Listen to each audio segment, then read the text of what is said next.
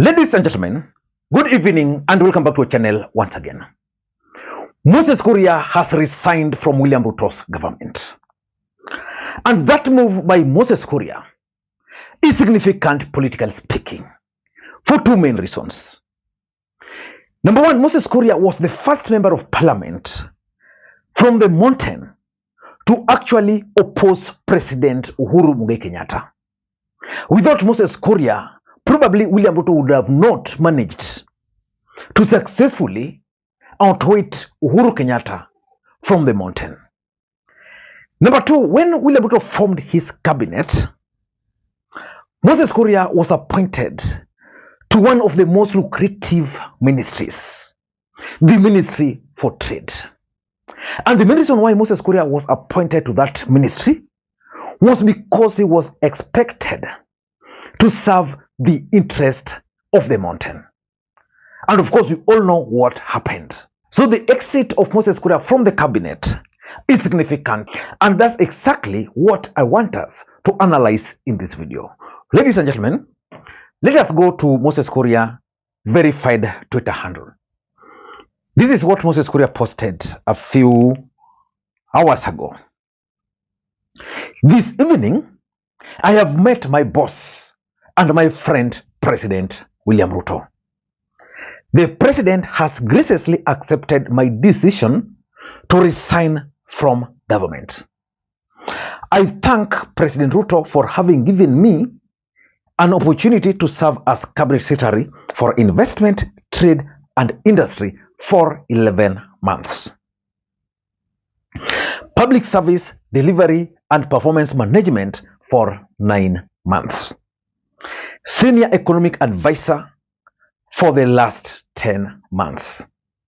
As I move on to pursue personal interest, I am proud of the work the President and I did to implement the bottom-up economic transformation agenda, which I designed together with the President as our 2022 electoral platform. Long live Kenya. Ladies and gentlemen, why do you think Moses Kuria has resigned from the government? I want to reveal to you guys why Moses Kuria has probably resigned from the government. I sought for his opinion. He didn't answer. Maybe he'll respond later. For me, the first reason why Moses Kuria has resigned from the government is because of the 2027 politics. How?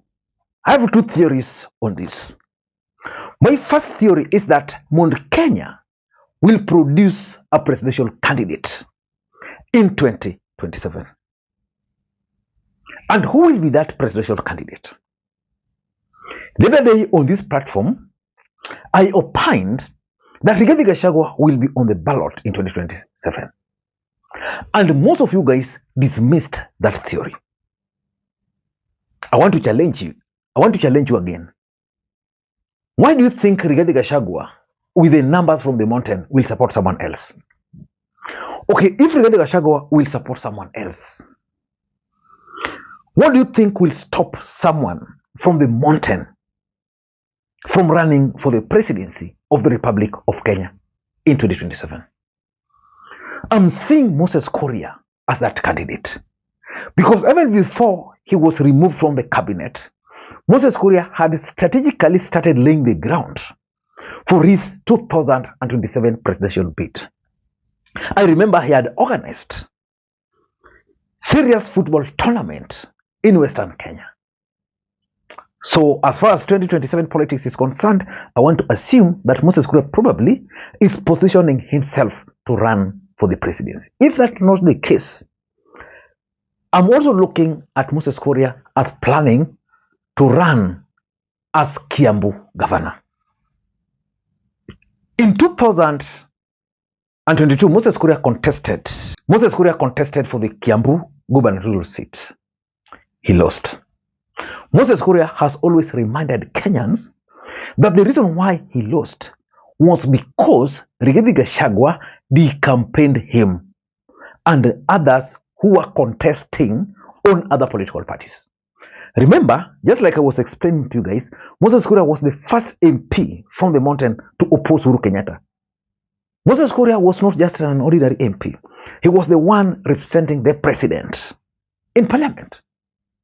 Again, Moses Kuria was the first MP to oppose or to sponsor a candidate against Uhuru Kenyatta in the mountain, in Juja. And Moses Kuria's candidate won. It was expected that Moses Kuria's party, Chama cha Kazi, was going to perform very well in the last election. But Rigathi Gachagua, according to Moses Kuria, they campaigned him. That's why he lost. So probably Moses Kuria is now laying the ground to try and recapture the Kiambu gubernatorial seat again. Because remember, based on what I'm gathering, the current governor for Kiambu has failed the people of Kiambu. That's the opinion outside there. So Moses Kuria is planning 2027 politics. That's why he has exited. Because associating with William Ruto and you are coming from the mountain is clearly burying yourself politically speaking. Number two, I'm looking at it as Moses Kuria's strategy over the impending arrest of Rigathi Gachagua. Rigathi Gachagua is likely to be arrested. Oscar Sudi told us that. From all indications, he's being prepared for arrest.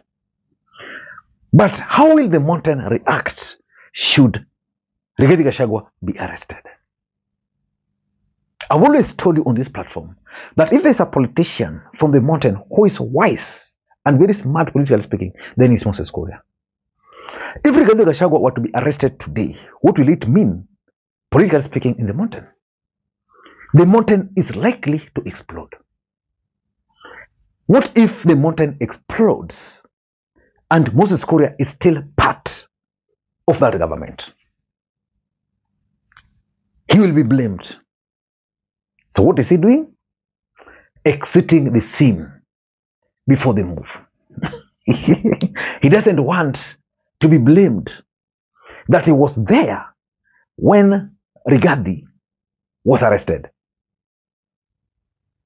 That is Moses Kuria. Strategic moves.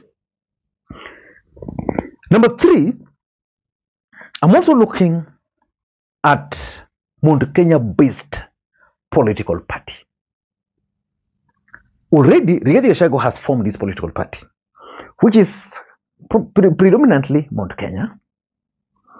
Moses Kuria is coming with another Mount Kenya-based political party, but now probably with a national outlook.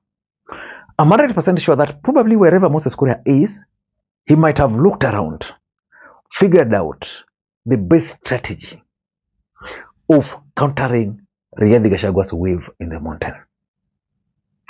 Uhuru's party, Jubilee Party, in my view, is not selling much. And you could tell when Moses Kuria was like, I want to join Jubilee as a Secretary General. He was just sending signals. So I want to assume Moses Kuria is trying to offer an alternative party. The intention is to counter Rigathi Gachagua's new political party in the mountain. Number four, and this is something which most people believe, that probably what Moses Kuria is doing is William Ruto's strategy to deal with Mount Kenya. Mount Kenya has the highest voting bloc in the Republic of Kenya as we speak. You can't take that away from them. And if there's one dangerous thing William Ruto cannot allow, it's for Mount Kenya to vote as a bloc. Again, yesterday, there's a video which I did. And in that video, I explained clearly that if there's one thing William Ruto and the government will not allow to happen, is for the Luos and the Kikuyus to work together. Because that would be a dangerous, a lethal combination for the president and Kenya Kwanza for that matter. And therefore, they will do everything possible to ensure that the Luo nation and the Kikuyu nation will not work together. Most people interpreted that to mean probably that I was becoming trouble. All politics is trouble, and that's the nature of it.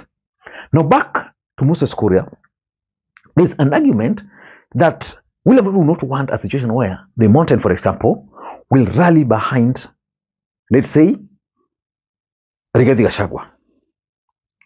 And then those votes, even if there are 5 million, are delivered, let's say, to Kalonzo or let's say to Matiang'i. That's going to be dangerous for William Ruto. What will he do? According to most people, the move by Moses Kuria is that Moses Kuria will offer himself and then compete for the 5 million votes with Rigathi Gachagua, now as a presidential candidate, because Rigathi will not be a presidential candidate. So in their thinking, they believe that Moses Kuria will run for the presidency, the Kikuyus will vote for Moses Kuria for the presidency. But for MPs and these other seats, they will give to Rigathi Gachagua because Rigathi Gachagua will not be running. And they are giving the case of Paul Mwite in 1992 when he was elected on Ford Kenya ticket because he was Jaramogi Oginga Odinga's deputy, designate, but the presidential votes went to, was it Matiba or Kibaki? And lastly, I'm also looking at it as Moses Kuria preparing for Mount Kenya kingpin politics. Who is Mount Kenya kingpin as we speak right now? Can you comfortably say that Mount Kenya kingpin is Uhuru Kenyatta? Or can you say that the kingpin currently is Rigathi Gachagua? The truth is, even Rigathi Gachagua has confessed that the kingpin is none other than Uhuru Kenyatta. So Moses Kuria is coming and is laying claim to that position. I don't know how things are going to unfold, but let us wait for things to unfold. Until next time, this is Lee Makwiny. By the way, I saw this photo here of Fred Matiang'i and Kalonzo Musyoka. And someone told me that that photo is actually the ticket for the joint opposition. And I asked him, can that team win the presidency? Let's say Matiang'i is the presidential candidate and Kalonzo the running mate, or Kalonzo is the presidential candidate and Matiang'i is the running mate. Do you think that combination can defeat William Ruto in 2027? Let me read your comments below, because that's definitely going to be my next video. Until next time, this is Lee Makwiny. Bye-bye.